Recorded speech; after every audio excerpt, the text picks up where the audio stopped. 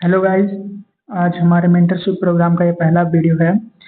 तो मेरे चैनल का नाम है एम शॉर्ट पीक एडुकेशन।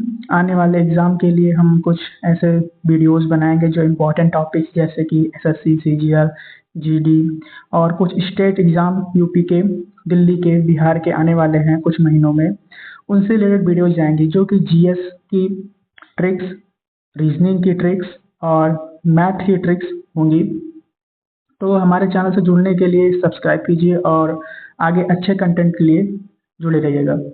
तो मेरा नाम राज शर्मा है और हम आज का कुछ टॉपिक पढ़ चुके थे और उससे रिलेटेड कुछ आज क्वेश्चंस करेंगे। तो 50 क्वेश्चंस तो यहाँ लिखे हैं बट 50 क्वेश्चंस तो नहीं हो पाए हैं, लेकिन जो क्वेश्चंस हैं बहुत ही ज़्यादा इम्पॉर्टेंट हैं और क्वेश्चंस ये पूछे गए हैं।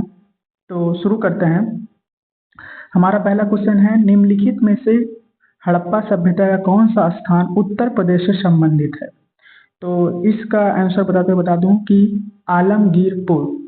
और इससे कुछ अतिरिक्त जानकारियां हैं जो कि हैं कि जैसे मांडा ये जम्मू कश्मीर में स्थित है और हड़प्पा का ये उत्तरी सीमांत है और दौलताबाद महाराष्ट्र में स्थित है। आज भी जानते होंगे जिसे दैमाबाद उस समय कहते थे। और ये प्रवर नदी के दक्षिण सीमा है हड़प्पा सभ्यता की।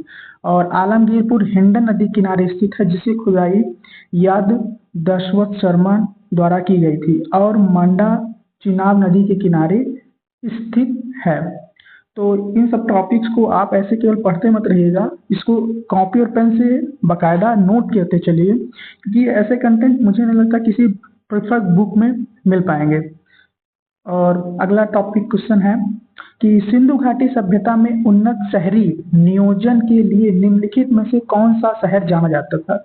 ऐसा कौन सा शहर है जो अपनी उन्नत शहरी नियोजन के लिए जाना जाता था? तो इसका आंसर है हड़प्पा, मोहनजोदड़ो, लोथल, कालीबंगा में से इनमें से सबसे उन्नत था हड़प्पा, क्योंकि हड़प्पा सिंधु घाटी सभ्यता के प्रमुख शहरी केंद्र में से एक था जो कि उसकी उन्नति शहरी नियोजन के लिए जाना जाता था, जिसमें ग्रिड लेआउट, ब्रिटिश जल प्रणाली, सबसे अच्छा ड्रेनेज सिस्टम था, मानकीकृत ईंट निर्मित थे। मतलब ईंटें जो थी वो ऐसी नहीं थी कि कैसे भी हो, वो एक जैसे आज 9x11 की आती है, 12 की आती है, ऐसे मानकीकृत थी, उसका मानक तय था। दूसरा क्वेश्चन है, सिंधु घाटी सभ्यता का एक मुख्य व्यापारिक वस्तु क्या थी? इससे बहुत से बच्चे कंफ्यूज होते हैं। जैसे पहला ऑप्शन है सोने की आभूषण, सूती वस्त्र, मसाले, मिट्टी के बर्तन। तो इनमें से ऑप्शन है सूती वस्त्र, क्योंकि सूती वस्त्र सिंधु घाटी सभ्यता कपास की खेती वस्तु उत्पादन में अपनी उन्नत तकनीक के लिए जानी जाती थी, जिसमें कपास का एक प्राथमिक व्यापारिक वस्तु बन गया था, जिसके विपरीत जबकि सोना, मसाले, मिट्टी, बर्तन भी ऐतिहासिक संबंध में महत्वपूर्ण थे, किंतु सिंधु सूती वस्त्र इंसन वैली सिविलाइजेशन में आर्थिक गतिविधि की विशेषता थी। और अगला क्वेश्चन है, निम्नलिखित में से कौन सिंधु घाटी सभ्यता का बंदरगाह शहर नहीं था? आप अधिकतर क्वेश्चन पढ़ते होंगे कौन सा शहर था, तो लोथल सब लोग मार देते हैं, लेकिन यहाँ पे क्वेश्चन पूछा है बंदरगाह शहर नहीं था, तो लोथल तो था। इसमें ऑप्शन होगा राखीगढ़ी। राखीगढ़ी या बंदरगाह शहर नहीं था। यह भारतीय उपमहाद्वीप का सबसे बड़ा हड़प्पा स्थल था। यह सरस्वती नदी के स्थित मैदान था। इसे 2012 में global heritage fund and Rakhigarhi के एशिया का 10 सबसे लुप्तप्राय विरासत स्थल में से घोषित किया गया। बाकी ऑप्शन में जो थे लोथल, बालाकोट और सिरसरा, ये सारे बंदरगाह थे। अगले क्वेश्चन पे आते हैं, निम्नलिखित में से कौन सा हड़प्पा स्थल हरियाणा में स्थित था? ये तो सब बता सकते हैं, ये कमेंट आप ही करेंगे, राखीगढ़ी। और अगला क्वेश्चन है, पोतगा गोदीवाड़ा जिसको कह सकते हैं, सिंधु घाटी सभ्यता में निम्नलिखित में से किस शहर में पाया गया था? आप बता सकते हैं। इसका ऑप्शन होगा लोथल। लोथल गुजरात के भोगवा नदी के तट पर स्थित है। Point to be noted. इसमें एक कृत्रिम ईंट पाई गई है, ये पोर्ट था। इसमें सबसे शुरुआती चावल की खेती के प्रमाण मिले हैं। यह सिंधु घाटी के लोगों के लिए बंदरगाह के रूप में काम करता था। और यहाँ से एक पॉइंट और नोट कीजिएगा था मेसोपोटामिया के लिए व्यापार यहीं से हुआ करता था। सिंधु घाटी सभ्यता में निम्नलिखित में कौन सा स्थल सिंधु नदी तट पर अवस्थित नहीं है? ये क्वेश्चन अधिकतर बच्चों को फंसाता है।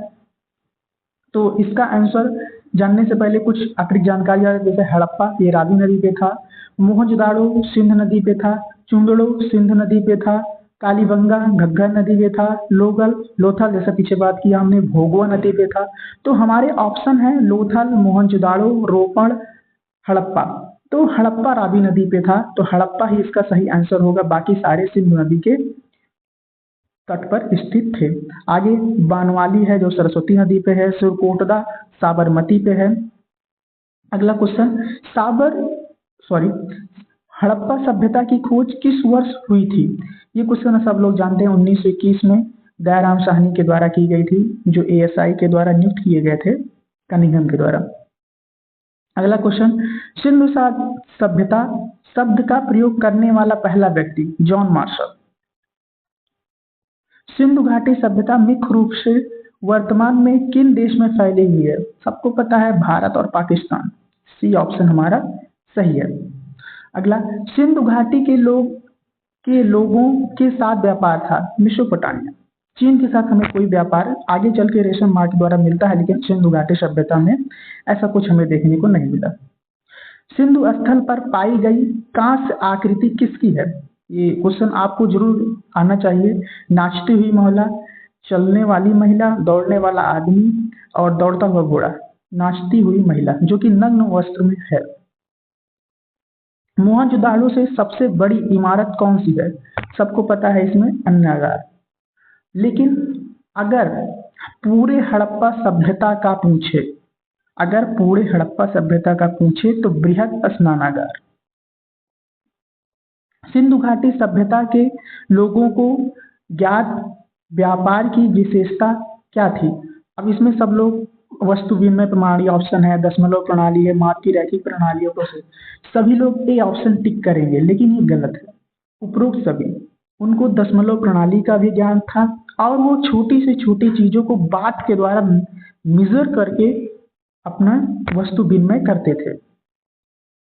अगला क्वेश्चन, हड़प्पा सभ्यता के दौरान कांच की मूर्तियां बनाने के लिए निम्नलिखित में से किस तकनीक का उपयोग किया जाता है? तो लास्ट वैक्स कास्टिंग। ये बहुत इंपॉर्टेंट क्वेश्चन तो नहीं है। कौन सी धातु हड़प्पा के लोगों को ज्ञात थी? नहीं थी।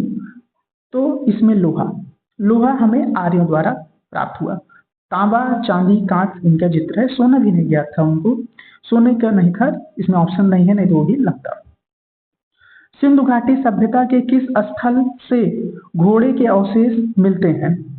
तो हमें सुतकोंड से, इसके लोथल से घोड़े के अवशेष तो मिले हैं, लेकिन आप ये बात हमेशा याद रखिएगा, सिंधु घाटी सभ्यता के लोगों को घोड़े का ज्ञान नहीं था। तो हमारे आज इतने ही क्वेश्चन हैं। तो आशा करते हैं आप लोग को वीडियो पसंद आया होगा। आगे और भी अच्छे कंटेंट लाए जाएंगे। ये तो बस केवल पहला वीडियो था, तो थोड़ी बहुत बोलने में हिचकिचाहट और है। Thank you. आगे देखने के लिए वीडियो को सब्सक्राइब करें चैनल, आगे वीडियो बेल आइकन प्रेस करें। Thank you.